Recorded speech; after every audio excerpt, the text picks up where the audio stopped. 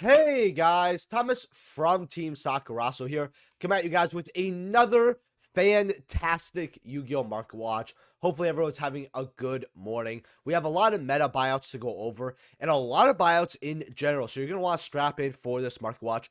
I am joined today by a very special guest though. As you see over here, he is sleeping, completely knocked out. So I don't think we're going to get too much market advice from Cosmo over there in the chair sleeping. But he's here for our support anyway. If you guys enjoy this video, make sure to smash that like button. If we get 100 likes on this video, that'd be great. Subscribe if you have not already. If you're buying any cards off TCG Player like during their Cyber Weekend, use my affiliate link down in the description below. Helps out the channel to no additional cost to you. Check out my Whatnot link as well. Register, you get $15 on your next purchase. As well as check out Tapio Cards, which is in the description below. If you're looking for deck boxes, oversleeves, dice, and awesome Yu-Gi-Oh! Merch. Use code SAKI, you get 5% off. So go check that out, as well as our Discord, because it has actually been popping lately, and I'm pretty happy to actually announce that. One more thank you to my YouTube channel members, by the way. Thank you guys so much for supporting the channel. I appreciate you guys. You guys came in droves yesterday during my live stream as well, which I live streamed. If you want more Mark Watch goodness, go check that out after this video. I appreciate you guys. And consider being a YouTube channel member if you guys haven't, but your love and support is all that's needed. And let me know what cards we'll go over in the next Mark Watch in this comment section below. I love hearing from you guys in my comments. So, getting right into this here. Salamangreat Raging Phoenix here is $49, $60, $75. Why is this card going up, you may ask, again to even higher highs? Well, that's easy. This is necessary to play in Snake Eye Fire King. I know, right? Obvious fact at this point. Thing is, though, is Snake Eyes did not become the best deck in the room. It also became the cheapest, right? We've got Wanteds at $3-4 bucks. We've got Black Witches at $3-4, right? Flambergs are pennies, right? The deck is so cheap now that it's going to be getting some massive hits on this next ban list. Now that's affordable. We've seen this time and time again where Konami's like, oh, wow, this deck is so cheap. You know what? We're going to make it cheap first, or this deck is so good. We're going to reprint it a ton, make it cheap, let all that money flow, and then hit it. So I think Snake Eyes is really going to get rocked on this next list. And this is the card that they couldn't really reprint. You know, these legendary duelists have not been doing well. You also have the Ghost here of Sunlight Wolf, which is about, 36, 40s. In fact, if I put near mint here, yeah, 36 goes up to 75, right? Not too many listings of this Ghost. And if toss format does become popular, I know a lot of modern Yu-Gi-Oh players are doom posting kind of about toss. I don't really agree with that. I think this format was good. I don't think it was amazing, but I think it was pretty good. I don't think it's bad. I'm kind of in the middle with it, right? Because toss format definitely was a lot healthier when it comes to deck diversity. This will be max ready for there. It'll be good in a lot of other decks, but you have this to pull. Now, boxes are only like $34. So, you have that kind of opportunity to make back your box by quite a bit, but your lower hits are like $4, $2.50, $2, right? This set is just, it was not good. Imperm QCs are also bought out at it's about 88 here, 90, 115, 125. I mean, Imperm has never, and I don't know if it ever will, leave the format. I don't remember the last time where people said, yeah, Imperm is not that good this format. I really don't remember. So this card has always been on the rise. Am I shocked the QCs are this much? Nope. I end up having one just for personal collection, but you guys know I'm a big fan of the ultis. I wish I showed you the actual ulti here. Right now, your ultis, though, are like 98, 110, 115 here. I assume the ultis will also continue to go further, just like the QCs. Personally, I prefer the ultis because they actually did a fantastic job on ulti and perm. Fantastic job. Kitchen Dragonmaid here for Mystic Fighters is completely bought out at $38, $50, going up to about $70 here. Look, if you have Dragonmaid stuff and you're looking to sell it, yeah, this is looking like when Mystic Fighters first came out, because Dragonmaids were about $70 a copy, and the deck was terrible back then. Like, I don't remember a deck being so much money that was not meta whatsoever. Like, not even tier 2. Couldn't even make an argument for tier 2, right? Chambers are 183. Again, I feel like we're going to get this as a quarter century, and a lot of players are kind of dropping it because of that. Secrets, though, are 30s to 35 here. Then you also have gold going up, actually 10 up to like 12, 15. People don't want to pay that 30 or 40s for secrets.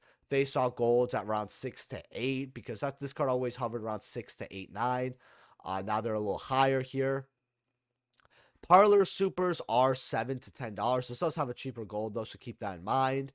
And then yeah, Dragonmaid's getting their support really made people want to play this deck again.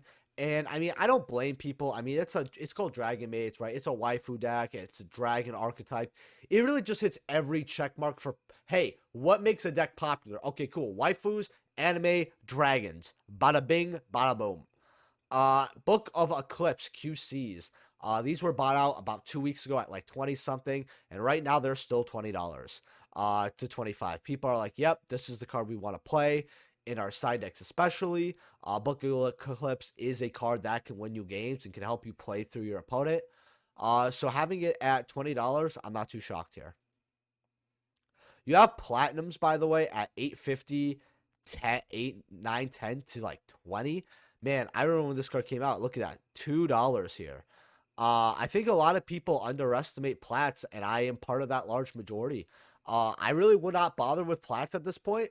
My rule for plats is if it's more than like 25, if it is 25% or more of the QC, I would most likely rather get the QC. That's kind of my rules for plats. Like, if I'm getting the without the 25th stamp and all that, I'd rather have it cheaper. Granted, I actually like platinums a little more than QCs, but that's just me.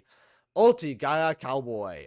These are 66, 80, $90. There's a couple reasons for this. Number one is hat format. Number two is certain decks that are coming out like Ryzel. This can be their time card. They get into main phase. You make Cowboy. And yes, Cowboy for game. It is coming back. And it is, it's pretty crazy. It's funny because I've actually summoned this in attack before. And it's won me a game as well. It's kind of funny. But yeah, I love this card a lot, honestly. It brings back so many memories of Yu-Gi-Oh! Like, Cowboy for game was really one of the funniest memes.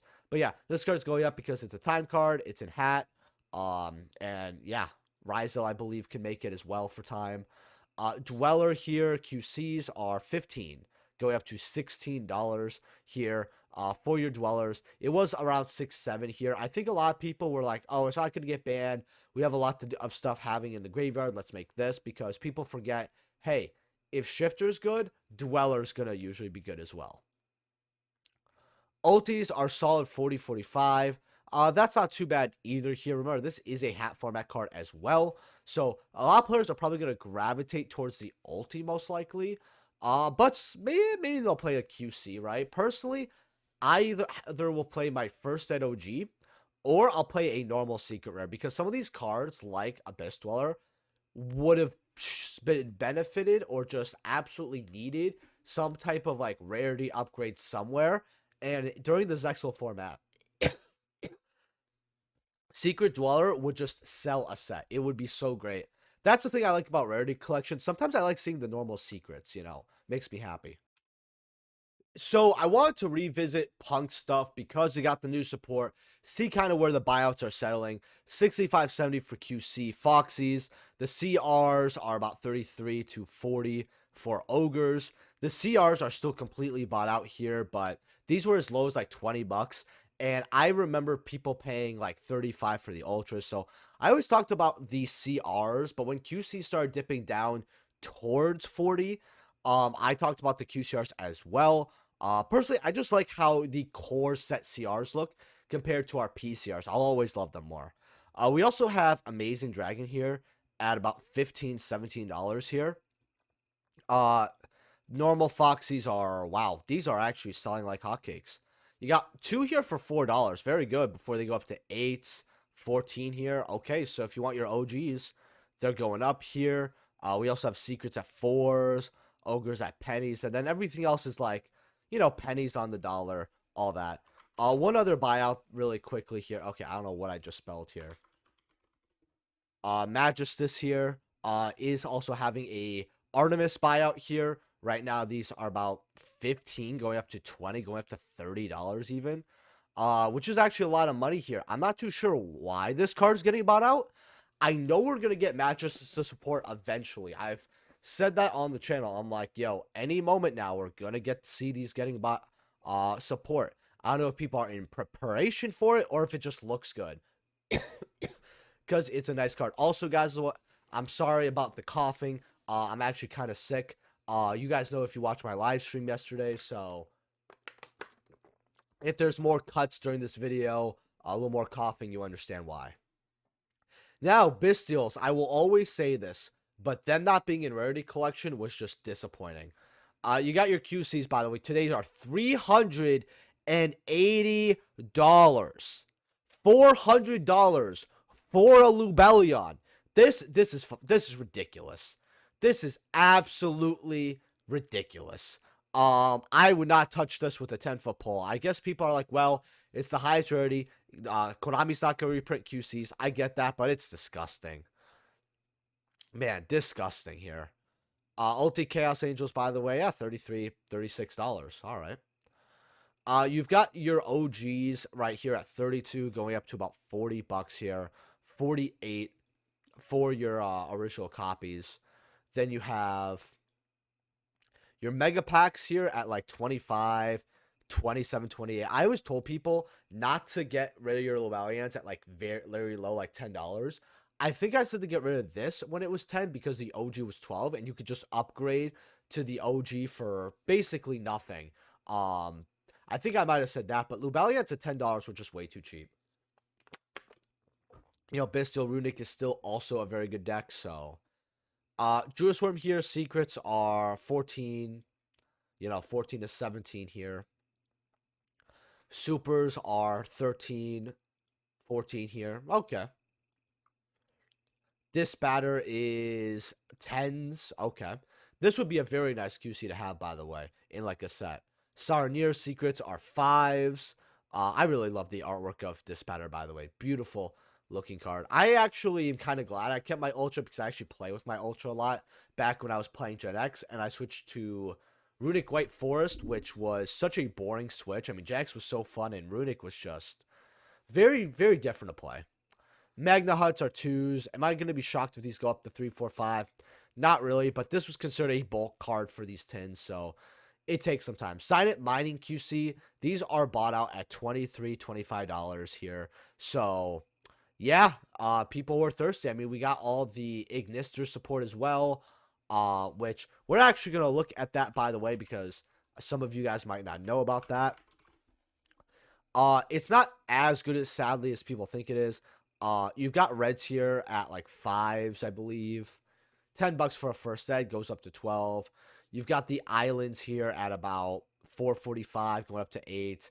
And then you have the yellows going from like basically $4 or $5 here. I don't think there was a lot of Ignister love here.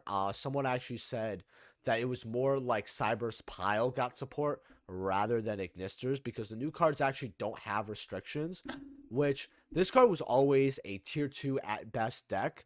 Granted, it's funny seeing this being called a legacy archetype because Ignition Assault, I think Ignition Assault was, 2018, could have been 2019, but I guess it is a older set. And they like to support these decks, you know, 4 or 5 years after. It was weird seeing support for this deck. Platinums, though, by the way, are $250. So if you want Sign It Minings, get the plats and be happy. Silver Fang, these are about $4, $6, going up to $8. So if you want them cheap at $3, hey, that's not too bad. Here, someone want me to go over this card. We all love our old cards, so I don't blame them. I want to, before I go over some platinum buyouts to end off this Mark Watch, I want to go over some bonanza buyouts that you guys may not understand. But before we do, I want to talk about Bonfire. These are very cheap at 23. I think the reason why these aren't as much money as a lot of players thought they would be is because we are expecting a Bonfire limit. Now, in the past, Konami has always never hesitated to hit generic search cards like Rhoda and Tenki and kind of play with their numbers. I think Bonfire, I don't see a ban. I see a straight limit right now. So I'm telling you, if this is a card that you're hoarding because you think, oh, it'll slowly, gradually go up, I think it could go up because once players see it as a 1 of, they'll splurge on a 1 QC, but they won't want to splurge on 3. Area, Water Charmers were in the Year of Water, and these are only 6s. Right, $7. And remember, Area Starlights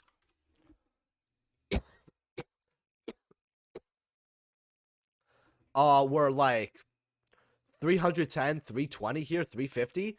Like, this card was also going up further and further, so I'm shocked to see the QCs not even hold 10, especially with how hard it is to pull stuff. QC Area might be the play. Right, Gekis, these are 32 here for your QCs. Am I shocked? No, not really. It's something I want as well, but Dark Paladin comes first. QCs are 22, going up to 28 here. I'm actually shocked that Dark Paladin is as cheap as it is, seeing how out of all legacy cards, Dark Paladin gets like the least amount of love. Or maybe not the least amount, but it's lower down there, so I expected more. Mirror Force on low listings as well, $23 to $30. It's one of my favorite trap cards of all time. I think it's been tied in first with Magic Cylinder. And evenly matched. Because, like, it's Mirror Force, Magic Cylinder, and then evenly matched. Because I love activating evenly matched. It is a very fun feeling.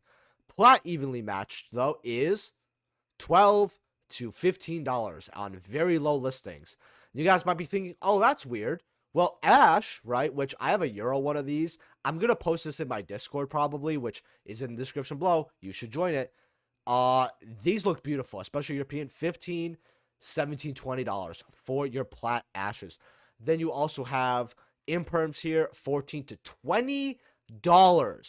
$20 for your Plat Imperms. Yeah, a lot of money there. Your Plat Veilers, about 10, 11. I actually think you should get this over the secret because it's only like $1, maybe $2 more. So, not too bad there. What the Platinums are, like $5. So, not too bad. You have the Talent Plats at like $10, 11, 12. Meanwhile, you have the secret talents right here. About 8 to like 9, 10, about $10 here. So you might as well get the plats right over here. And then you also have platinum droplets at, I don't think anyone's going to be paying this, but yeah, completely bought out. I actually want to check how the normal one is doing here. Oh no, it's just Bonfire. Okay. QCs and ultis. Well, your QCs are $46, $48. That seems like a pretty good price for droplets. This card kind of bounces between 40 and 55. Ultis today are only 68, 70. Yeah, I would be looking at getting these ultis. And then Lone Fire Blossom as the last card today. About $8.51, $10 here for your QCs. This card has kind of stabilized between $8 and $10 here. There are more sales here, but until we get like to like say a Year of the Plant or something like that, I see this being like a slow rise. I told people I think to grab these when they were like 6 to 8 because this card was a lot cheaper, believe it or not. But I don't know, maybe it'll hit 6 to 8 again before it hits higher because 45 listings on a card like this is quite shocking. And with that being said, guys, leave a like if you guys enjoyed. Subscribe. Let me know what cards I'm going over in the next Mark Watch in the comment section below. Check out our sponsors. Thank you, my YouTube channel members. Consider being one yourself. And I'll see you guys in the next video. Peace.